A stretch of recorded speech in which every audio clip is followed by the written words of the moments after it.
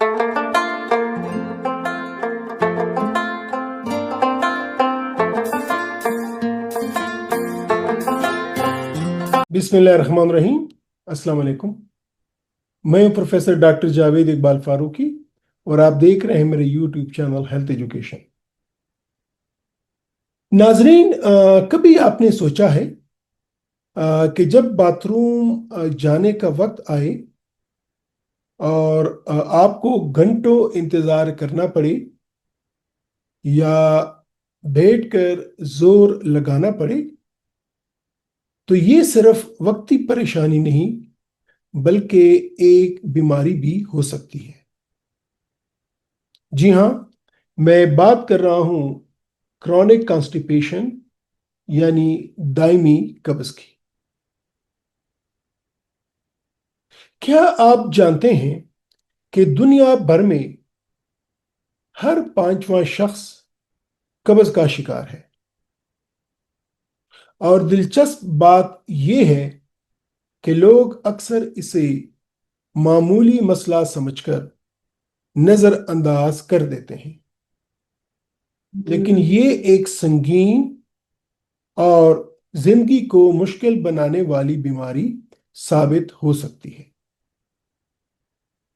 तो आज की वीलॉग में हम बात करेंगे क्रॉनिक कॉन्स्टिपेशन यानी दायमी कब्ज पर, इसके असबाब, इलामात, पेचीदगियां और बेहतरीन इलाज के बारे में। मैं शुरू करना चाहूंगा अपने एक मरीज की कहानी से।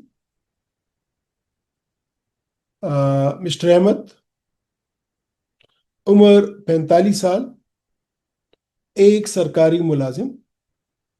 पिछले कई महीनों से शिकायत है कि हफ्ते में सिर्फ 2 बार पाखाना आता है और वो भी बहुत मुश्किल और सख्ती के साथ। पेट फूला रहता है, भारीपन रहता है और तबीयत चिड़चिड़ी हो गई है। कई घरेलू टोटके किए मगर फायदा ना हुआ। आपको क्या लगता है, क्या ये सिर्फ एक अहमद साहब का मसला है? नहीं, ये लाखों लोगों की कहानी है। तो आइए समझते हैं कि क्रॉनिक कंस्टिपेशन है क्या। सादा लफ्जों में, जब पाखाना सख्त हो जाए,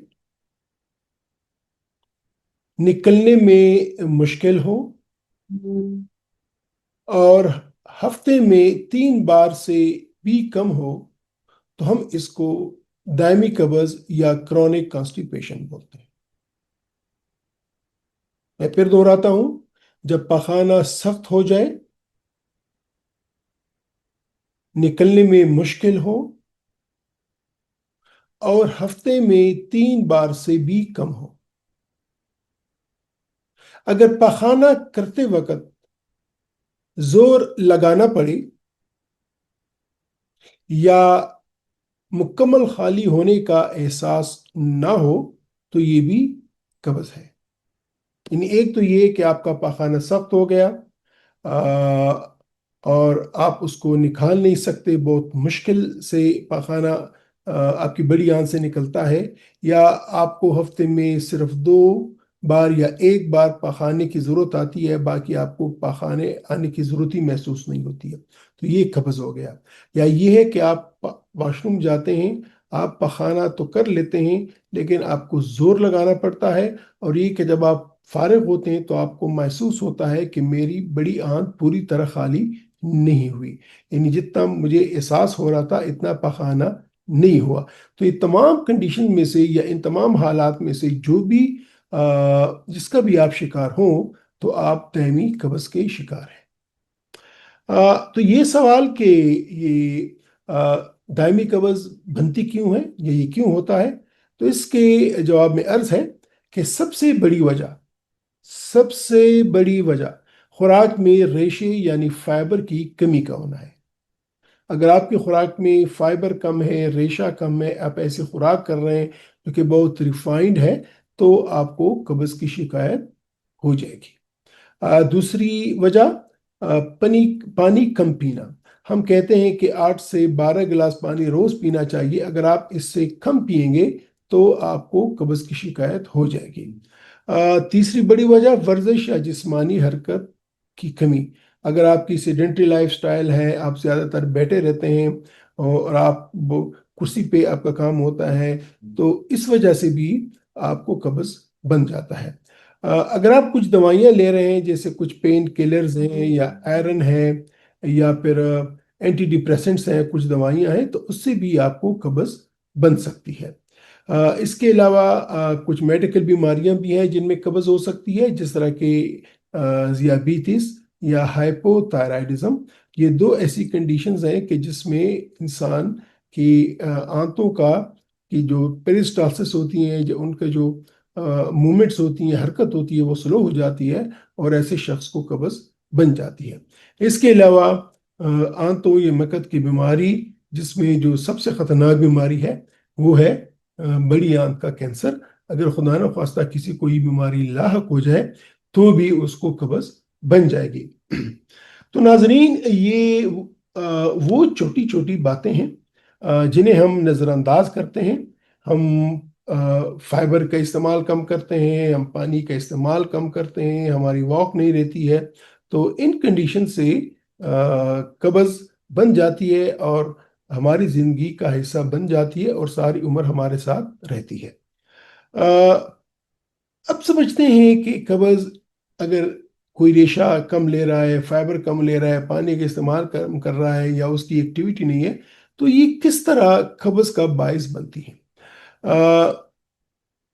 جب خوراک میں ریشہ کم ہو اور پانی کم پیا جائے تو آنتیں آہستہ حرکت کرتی ہیں، ان کی جو پیرسٹالٹک ایکٹیویٹی ہوتی ہے یا ان کی جو مومنٹ ہوتی ہے، ان کی جو حرکت ہوتی ہے، وہ سلو پڑ جاتی ہے، اور جیسی وہ سلو پڑتی ہے تو ہوتا کیا ہے کہ اس کے نتیجے میں جو فضلہ ہوتا ہے، جو سٹولز ہوتا ہے، فیکل میٹر ہوتا ہے، اس سے آنتوں کے ذریعے پانی کا جذب، بہت زیادہ پانی جذب ہو جاتا ہے، جس کی وجہ سے خانہ سخت ہو جاتا ہے اور خشک ہو جاتا ہے، اور پھر اس کو نکالنے میں مشکل پیش آتی ہے۔ عموماً زخم بھی آ جاتے ہیں اور زور لگانے سے بواسیر بھی بن جاتے ہیں۔ تو سلو ٹرانزٹ یا آنتوں کی حرکت کا کم ہونا پلس پانی کی کمی، یہ قبض کا باعث بنتی ہے۔ قبض کی نشانیاں کیا ہیں؟ ہم سب کو پتہ ہے قبض کیا ہے، لیکن پھر بھی آپ کو ایک میڈیکلی میں ان کی نشانیاں گنوا دوں۔ اگر آپ ہفتے میں 3 سے کم بار پخانے کے لیے جاتے ہیں، یا آپ کو ہفتے میں 3 سے کم بار، یعنی 1 یا 2 بار آپ کو ضرورت پڑتی ہے کہ آپ واش روم جائیں، ٹوائلٹ جائیں، تو بھی یہ آپ کی قبض کی نشانی ہے۔ اگر آپ کا پاخانہ سخت ہے اور خشک ہوتا ہے اور تو بھی یہ قبض کی نشانی ہے۔ اگر پاخانہ کرتے وقت آپ کو زور لگانا پڑتا ہے تو بھی یہ قبض کی ایک نشانی ہے۔ آپ کا پیٹ ہمیشہ بھرا ہوا اور پھولا ہوا محسوس ہوتا ہے، آپ کہتے ہیں کہ اس میں بہت کچھ میں نے کھایا ہوا ہے یا مجھے کچھ نکالنا ہے لیکن وہ نکل نہیں پا رہا، اور کبھی کبھی پاخانے کے بعد بھی ایسا لگتا ہے کہ آپ کی آنتیں خالی نہیں ہوئی، تو یہ بھی قبض کی نشانیوں میں سے ہے۔ یا خدا نخواستہ جب آپ زور لگاتے ہیں اور پھر آپ کو کوئی خون آ جاتا ہے، تو یہ بھی قبض کی نشانی اور اس کی پیچیدگیوں میں سے ہے۔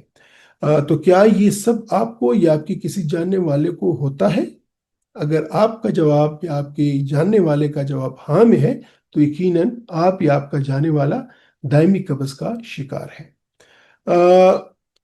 اگر دائمی قبض لمبے عرصے تک رہے گا تو کیا ہو سکتا ہے؟ جس طرح پہلے بھی میں نے کہا، اس سے جو پیچیدگیاں ہوتی ہیں ان میں جو شامل ہیں بواسیر یا ہیمرائڈس کا بن جانا، جس میں بڑی آنت کے نیچے حصے میں رگیں پھول جاتی ہیں اور پھر یہ خون کا باعث بنتی ہیں۔ اس کے علاوہ مقد میں شگاف، جس کو اینل فشر بولتے ہیں، نیچے ایک زخم بھی آ سکتا ہے اور وہ زخم بھرتا نہیں ہے، کافی ٹائم لیتا ہے، اس سے درد بھی ہوتا ہے اور خون بھی آتا ہے۔ آنتوں میں رکاوٹ یعنی ابسٹرکشن، انٹسٹینل ابسٹرکشن، پاخانے کے ساتھ خون کا آنا، اور سب سے بڑھ کر زندگی کی کوالٹی خراب ہو جاتی ہے۔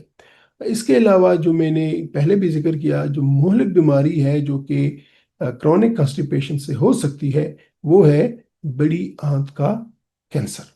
اور یہ ایک جان لیوا ہے، اور یہ آپ کو شاید علم نہ ہو کہ دنیا بھر میں جو کینسرز ہیں، تو یہ ٹاپ 3 کینسرز میں مرد اور خواتین دونوں میں جو ٹاپ 3 کینسرز ہیں، اس میں پاخانے کے کینسر شامل ہے۔ رسک فیکٹرز کون سے ہیں؟ یہ وہ کون سے لوگ ہیں جن کو دائمی قبض ہو سکتی ہے؟ تو ایک تو بڑی عمر کے افراد، ان میں کرونک کانسٹیپیشن کے چانسز زیادہ ہو جاتی ہیں۔ مختلف فیکٹرز ہیں، ان کی خوراک میں ریشہ کم ہوتا ہے، ان کی موبیلٹی کم ہوتی ہے، وہ بہت ساری دوائیاں کھاتے ہیں جو کہ ایج ریلیٹڈ ڈیزیز ہوتی ہیں، جس کی وجہ سے ان کو کرونک کانسٹیپیشن ہو سکتی ہے۔ خواتین خاص طور پر حمل کے دوران ان کو قبض کی شکایت بن جاتی ہے۔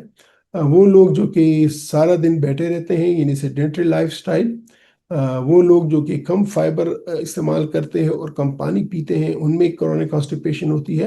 اور ایسی لوگ جن کو ذیابیطس، ہائپوتھائرائڈزم یا اور کچھ نروس ڈیزیزز ہیں، نیورولوجیکل ڈیزیز ہیں، جس طرح کے پارکنسنزم وغیرہ، تو ان میں بھی کرونک کانسٹیپیشن ہو جاتی ہے۔ اس کی تشخیص کیسے ہوتی ہے؟ جب آپ ڈاکٹر کے پاس جاتے ہیں تو ڈاکٹر کس طرح کرونک کانسٹیپیشن یا کانسٹیپیشن کی تشخیص کرتا ہے؟ تو یقیناً تشخیص زیادہ تر مریض کی ہسٹری اور علامات سے ہوتی ہے۔ ڈاکٹر آپ سے پوچھتے ہیں کہ آپ کے پاخانے کی فریکوینسی کیا ہے، آپ کتنے دفعہ واش روم جاتے ہیں، واش روم کے میں جب آپ پاخانے کو بیٹھ جاتے ہیں تو آپ فوری طور پہ فارغ ہو جاتے ہیں یا آپ کو زور لگانا پڑتا ہے، اور پاخانے کا عمل پورا ہونے کے بعد کہ آپ کو محسوس ہوتا ہے کہ آپ کی آنت خالی ہو گئی ہے، پوری طرح خالی نہیں ہوئی۔ اس کے علاوہ جو آپ کا پاخانہ ہوتا ہے، جو فیکل ہوتا ہے، وہ سخت ہوتا ہے کہ نرم ہوتا ہے، اور یہ کہ آپ کو زور لگانا ہوتا ہے کہ نہیں۔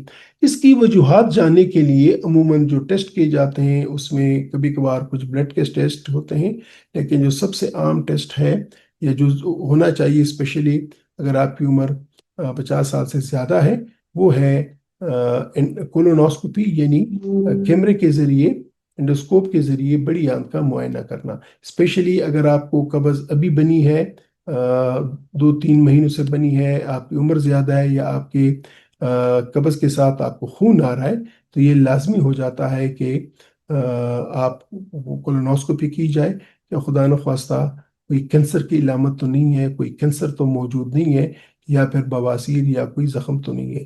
کیونکہ اگر بڑی آنت کے کینسر کی بروقت تشخیص ہو جائے، وقت پہ ابتدائی مرحلے میں تشخیص ہو جائے، تو اس کا علاج مکمل طور پہ ہو سکتا ہے، ادروائز یہ موت کا باعث بھی بن سکتا ہے۔ جو اس کا نیچرل کورس ہے یا کرونک کانسٹیپیشن کا نیچرل کورس ہے، اکثر لوگ کرونک کانسٹیپیشن کو یا قبض کو معمولی سمجھ کر سال ہر سال جھیلتے رہتے ہیں، مگر یاد رکھیں یہ بیماری خود بخود ٹھیک نہیں ہوتی۔ اگر وقت پر علاج نہ کیا جائے تو پیچیدگیاں بڑھ سکتی ہیں، اور خدا نخواستہ بڑی آنت کا کینسر بھی بن سکتا ہے۔ تو ناظرین، اب آتے ہیں اصل سوال پہ، علاج کیا ہے؟ تو اس میں 2-3 اہم پہلو ہیں۔ سب سے اہم پہلو تو یہ ہے کہ لائف سٹائل میں تبدیلی، لائف سٹائل میں تبدیلی، طرز زندگی میں تبدیلی۔ اور وہ کون سی چیزیں ہیں جو کہ آپ طرز زندگی میں تبدیلی کریں تو کرونک کانسٹیپیشن سے آپ چھٹکارا پا سکتے ہیں؟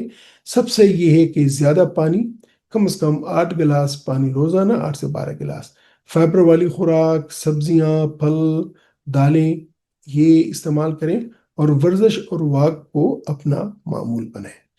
اس کے بعد کچھ دوائیاں ہیں جو کہ ڈاکٹر آپ کو لکھے گا، وہ ہلکی جلاب یا فائبر سپلیمنٹس آپ کو ڈاکٹر لکھ سکتا ہے۔ اس کے علاوہ کچھ اور میڈیکیشنز بھی ڈاکٹر آپ کو لکھ سکتا ہے، لیکن دوائیاں آپ نے صرف ڈاکٹر کے مشورے سے ہی لینی ہے۔ خود کوئی دوائی نہ لیں کہ اگر خدا نہ خواستہ کوئی انڈر لائن کاز ہے اور آپ اوپر سے قبض کو ختم کرنے والی گولیاں لیں گے تو آپ کو نقصان ہو سکتا ہے۔ کبھی کبھار سرجری یا کوئی پروسیجر بھی کرنے کی ضرورت پڑتی ہے، لیکن اس کی ضرورت اس وقت پڑتی ہے کہ جب آپ کے آنتوں میں رکاوٹ ہو، ابسٹرکشن ہو، یا کوئی بڑی پیچیدگی خدا نخواستہ بن گئی ہو، جس طرح کہ اینل فشرز ہے، کینسر ہے یا بواسیر ہے۔ ناظرین، بہترین علاج کیا ہے؟ یاد رکھیں، قبض کا سب سے بہترین اور پائیدار علاج ہے خوراک میں تبدیلی، فائبر والی چیزیں زیادہ کھانا، زیادہ پانی پینا، اور باقاعدگی سے روزانہ ورزش کرنا۔ دوائیاں وقتی سہولت دیتی ہیں، وقتی فائدہ دیتی ہیں، لیکن اصل علاج ہے طرز زندگی کی تبدیلی۔ تو ناظرین، قبض کو معمولی نہ سمجھیں، یہ آپ کی صحت اور زندگی کے معیار کو برباد کر سکتی ہے۔ اپنی روزمرہ زندگی میں پانی، فائبر اور حرکت کو لازمی شامل کریں، اور اگر مسئلہ برقرار رہے یا خون آئے تو فوراً ڈاکٹر سے رجوع کریں۔ اگر آج کی ویڈیو آپ کو پسند آئی ہے تو چینل کو سبسکرائب ضرور کریں، ویڈیو کو لائک کریں اور اپنے دوستوں کے ساتھ شیئر کریں تاکہ صحت کی یہ معلومات سب تک پہنچ سکیں۔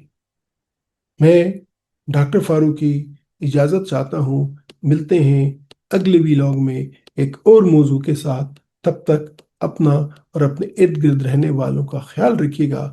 خدا حافظ۔